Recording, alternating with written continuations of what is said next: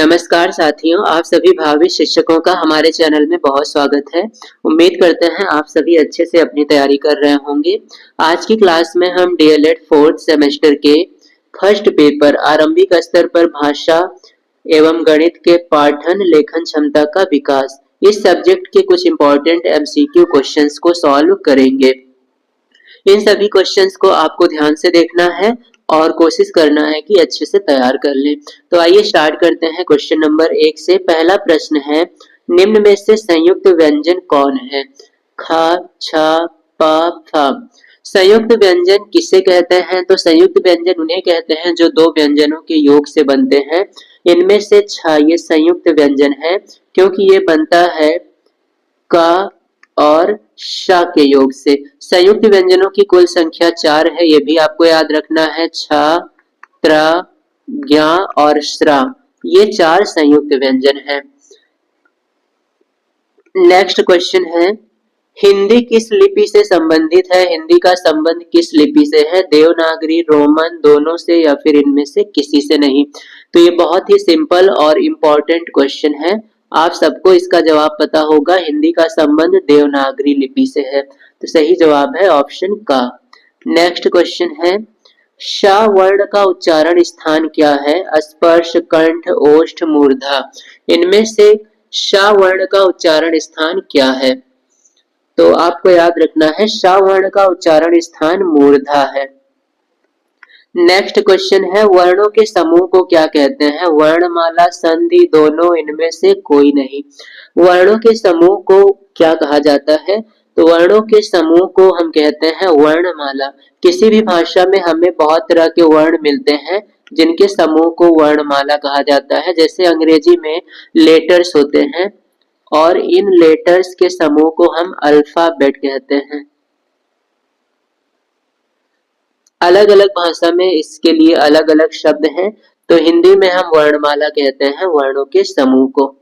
Next question है, निम्न में से स्वर नहीं है। कौन स्वर नहीं है? ई, ओ, उ, का। तो आप सबको पता होगा ई, ओ, उ ये तीनों स्वर हैं, लेकिन का स्वर नहीं है। ये का एक व्यंजन है। नेक्स्ट क्वेश्चन है, हिंदी वर्णमाला में कितने वर्ण हैं? 43, 52, 56, 62। हिंदी वर्णमाला में वर्णों की संख्या कितनी है? तो ये बहुत ही इंपॉर्टेंट क्वेश्चन है, इसे आप जरूर याद रखेंगे। हिंदी वर्णमाला में वर्णों की संख्या 52 है, जिसमें से इनको दो भागों में हम बांटेंगे, स्वर और व्यंजन। स्वर, व्यंजन। अब इसमें स्वरों की संख्या हो जाती है 11 और व्यंजन हो जाते हैं 41 और ये दोनों मिलकर हो जाएंगे 52। तो हिंदी वर्णमाला में 52 वर्ण होते हैं।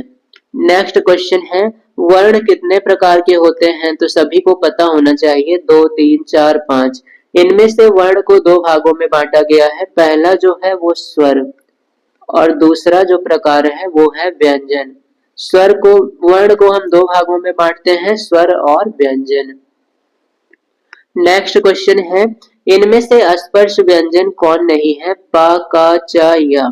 इन चारों में से स्पर्श व्यंजन कौन नहीं है? तो इस तरह के क्वेश्चंस आपके एग्जाम में बहुत ज्यादा पूछे जाते हैं। आपको याद रखना है इनमें से या ये स्पर्श व्यंजन नहीं है। नेक्स्ट क्वेश्चन है, ज्ञा किन दो वर्णों के मेल से बना है? तो ज्ञा एक संयुक्त वर्ण है, तो इसे किन दो वर्णों के मेल से बनाया गया है? दा, भा, दा, आ, जा, इया, जा, भा। तो यहाँ पर इया मिस हो गया है, तो ये जा और इया के मेल से बना है, तो सही जवाब होगा जा प्लस इया।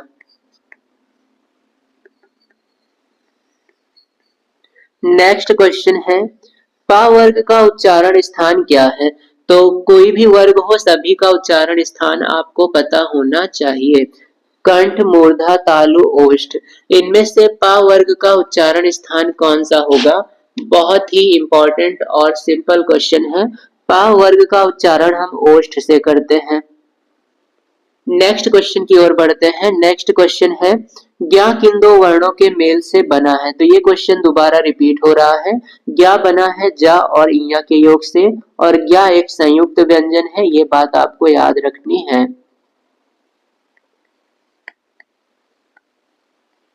नेक्स्ट क्वेश्चन है, निम्न में से अयोगवाह कौन है? अ आ ई अंग अह ए ऐ।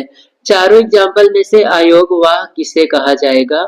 बहुत इंपॉर्टेंट क्वेश्चन है यह भी, इसे भी आपको याद रखना है। तो सभी को लगभग लगभग पता होगा, अयोगवाह हम कहते हैं अंग और आह को। तो ये क्वेश्चन आपको लर्न होना चाहिए 100%, बहुत ज्यादा इंपॉर्टेंट है। नेक्स्ट क्वेश्चन है, आर्य का विलोम क्या होगा? अंत, अनार्य, अति, इनमें से कोई नहीं। इनमें से आर्य का विलोम क्या होगा? तो सही जवाब है अनार्य। आर्य का विलोम होता है अनार्य। नेक्स्ट क्वेश्चन है, अंग और आह किस प्रकार के वर्ण कहलाते हैं? तो अभी हमने इस क्वेश्चन को हल किया था, इन्हें कहा जाता है अयोगवाह। अंग और आह ये दो चीजें आप रट लें, इन दोनों को अयोगवाह कहा जाता है। महाप्राण वर्ण कौन होता है? का, गा, चा, जा, खा, घा, पा, बा। इन चारों में से महाप्राण और अल्प प्राण, महाप्राण और अल्प प्राण ये दो चीजें आपको याद होनी चाहिए। तो किसी भी वर्ग के दूसरे और चौथे, किसी भी वर्ग के दूसरे और चौथे वर्ण ये होते हैं महाप्राण, और पहले और तीसरे ये होते हैं अल्प प्राण। तो हमें इसमें ढूंढना है कि कौन से वर्ण दूसरे और चौथे स्थान पर होते हैं। तो का और गा ये पहले और तीसरे पे है, तो ये अल्प प्राण हो जाएगा। चा और जा पहले और तीसरे पे है, तो अल्प प्राण। खा और घा ये दूसरे और चौथे पर आते हैं, तो यही उदाहरण है महाप्राण के। तो ये खा और घा ये है महाप्राण। और पा और बा की बात करें तो ये पहले और तीसरे पे आते हैं, इसलिए ये अल्प प्राण होंगे। पा फा बा, पा पहले पे आ रहा है और बा तीसरे पे। नेक्स्ट क्वेश्चन है, ईड़ा का पर्यायवाची क्या है? सरस्वती, गणेश, रात्रि, प्रातः। इनमें से कौन ईड़ा का पर्यायवाची है? तो ये 2023 का क्वेश्चन है, बहुत इंपॉर्टेंट है। ईड़ा हम किसे कहते हैं? सही जवाब होगा रात्रि को।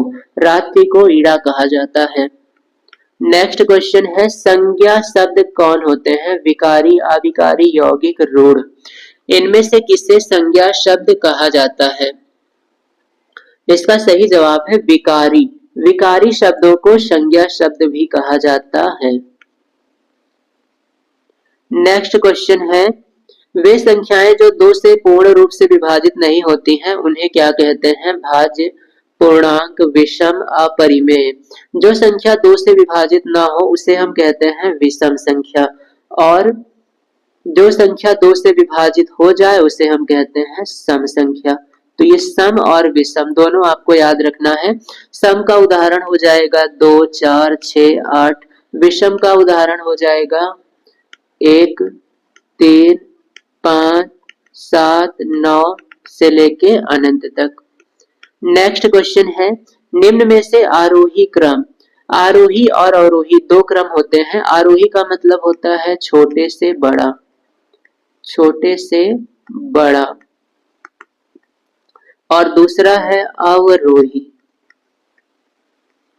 अवरोही का मतलब होता है बड़े से छोटा, बड़े से छोटे की ओर। तो यहाँ पर हमें आरोही बताना है, अर्थात छोटे से बड़ा देखना है। तो यहाँ पर ऑप्शन का, इसमें सभी संख्याएं छोटे से बड़े क्रम में लिखी हैं, अर्थात बढ़ते क्रम में है, तो ये आरोही क्रम है। और ऑप्शन का ये घटते क्रम में है, इसलिए ये अवरोही क्रम है। नेक्स्ट क्वेश्चन है, गुण को जिस राशि से गुणा किया जाता है उसे क्या कहते हैं? गुणक, गुणनफल, गुणा, शेषफल। गुण को जिस राशि से गुणा किया जाता है उसे क्या कहते हैं? ये भी 2023 का क्वेश्चन है। इसे हमने पिछले सेट में भी शामिल किया था और इस सेट में भी शामिल किया है। मान लेते हैं 5 को हम 2 से गुणा करते हैं और आता है 10। तो ये जो 5 है ये कहलाता है गुण्य। 2 से गुणा करेंगे तो 2 कहलाएगा गुणक, और ये जो 10 आ रहा है ये है गुणनफल। तो यहाँ पर 5 को हमने 2 से गुणा किया और ये 2 कहलाएगा गुणक। तो जिस राशि से गुणा किया जाता है वो गुणक कहलाता है। नेक्स्ट क्वेश्चन है, सर्वनाम के कितने भेद होते हैं? 5, 6, 7, 8। ये भी काफी इंपॉर्टेंट क्वेश्चन है, आप सभी को याद रखना है। सर्वनाम के 6 भेद हैं और संज्ञा के 3 भेद। हिंदी में संज्ञा के 3 भेद हैं, परंतु अगर संस्कृत की बात करेंगे तो 5 भेद। तो हिंदी में संज्ञा के 3 भेद हमें पढ़ने होते हैं। नेक्स्ट क्वेश्चन है, 9, 6, 8, 7 में 9 का स्थान क्या है? तो ये है 9, 6, 8, 7। पहला होता है इकाई, दूसरा होता है दहाई, ये हो जाएगा सैकड़ा और 9 हो जाएगा हजार। तो इनमें से 9 का स्थान हजार का है, तो सही जवाब होगा ऑप्शन का। 6 का स्थान सैकड़ा, 8 का दहाई और 7 का इकाई। नेक्स्ट क्वेश्चन है, मोर का समानार्थी शब्द इनमें से कौन है? चित्रांग, माधुरी, सिखी, विविधा। इनमें से मोर का समानार्थी, तो मोर को हम सिखी भी कह सकते हैं। नेक्स्ट क्वेश्चन है, गणित की मूल संक्रियाएं कितनी हैं? 8, 4, 14, 3। तो गणित की मूल संक्रियाएं 4 प्रकार की हैं, प्लस, माइनस, मल्टीप्लाई और डिवाइड। ये गणित की 4 संक्रियाएं हैं। नेक्स्ट क्वेश्चन है, मातृभाषा कौन सी है? अंग्रेजी, हिंदी, गणित, संस्कृत। इनमें से मातृभाषा है हिंदी। हिंदी हमारी मातृभाषा है। नेक्स्ट क्वेश्चन है, बालकों की प्रथम पाठशाला क्या है? विद्यालय, आंगनवाड़ी, परिवार, गांव। किसी भी बालक की प्रथम पाठशाला होती है उसका परिवार। तो सही जवाब है ऑप्शन ग। नेक्स्ट क्वेश्चन है, हिंदी का संबंध किस लिपि से है? देवनागरी, ब्राह्मी, दोनों, इनमें से कोई नहीं। तो ये लिपि का क्वेश्चन भी बहुत इंपॉर्टेंट है, ये आपको 100% याद होना चाहिए। हिंदी की लिपि है देवनागरी। नेक्स्ट क्वेश्चन है, हिंदी शिक्षक जब शिक्षण कार्य करता है तो उसे क्या कराना चाहिए? सस्वर वाचन अर्थात बोलकर पढ़ाना, मौन वाचन मन में पढ़ाना, दोनों, इनमें से कोई नहीं। हिंदी शिक्षक जब शिक्षण कार्य करता है तो उसे सस्वर और मौन, ये दोनों प्रकार के वाचन कराने चाहिए। बोलकर भी पढ़ाना चाहिए, मन में भी। तो सही जवाब है आ और ख दोनों। पद्य शिक्षण के लिए आवश्यक है। पद्य शिक्षण के लिए क्या आवश्यक होता है? सस्वर वाचन, मौन वाचन, दोनों, इनमें से कोई नहीं। तो पद्य में हमें रस की अनुभूति करानी होती है, तो इसके लिए बोलना जरूरी है। तो यहाँ पर केवल सस्वर वाचन ही उपयोगी माना जाएगा। नेक्स्ट क्वेश्चन है, प्राथमिक स्तर के बालकों के लिए शिक्षण के लिए आवश्यक है।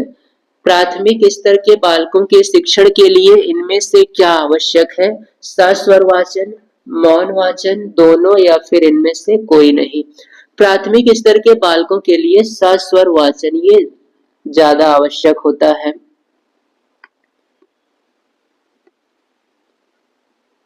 इस प्रकार से ये थे डीएलएड 4th सेमेस्टर के टॉप 30 क्वेश्चंस।